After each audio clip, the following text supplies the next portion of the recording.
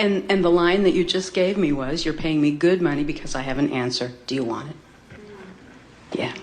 Thank you. I'm here to lead you into the light, not back into the darkness. Yeah. Yep. Thank you. Yeah, so here we go. Once again, we're talking about that if the client comes to you and she has all this negative things to say and you're trying to lead her, as she was saying, into the light, not into the dark. If they're not ready to hear that yet, then back in the dark they go. And I'm not running behind you in the dark. You got to come to the light where I'm at. So yes, lead you to the light, not the dark.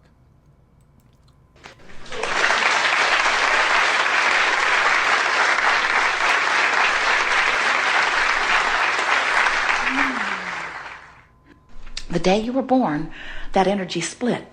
Is just the nature of being physically focused, because now you are giving your attention to things of physical nature. Even before you can speak the words, even before you have language, you are giving your attention to some degree. Your mother worried about you 9 months, and now you're here, she's really worried about you.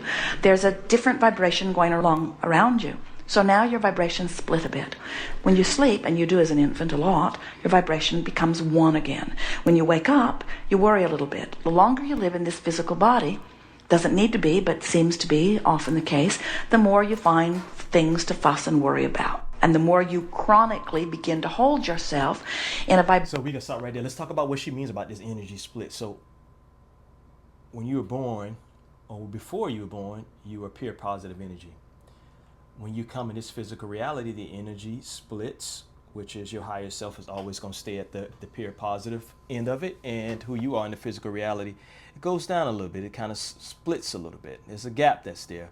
So this is what she means about when you come here in this physical reality, that energy splits, which is who you are in the physical. There's a little gap that's there, and then who you are in the non-physical.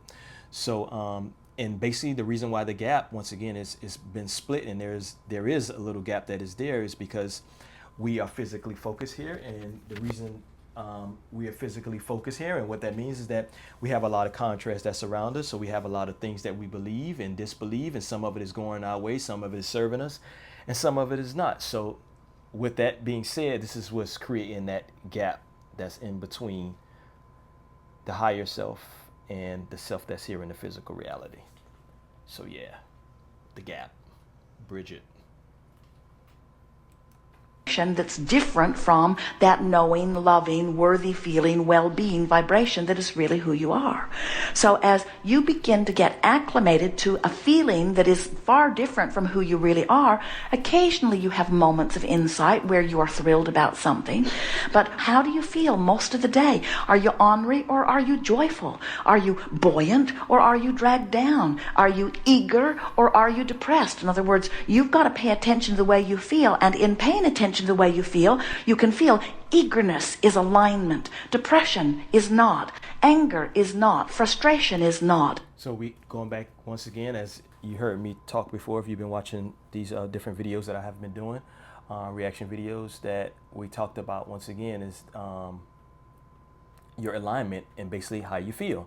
Once again, if you're feeling good,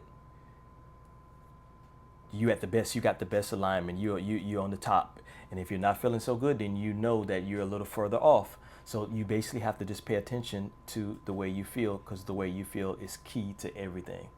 So yes, the way that you feel is the key to everything, the major key.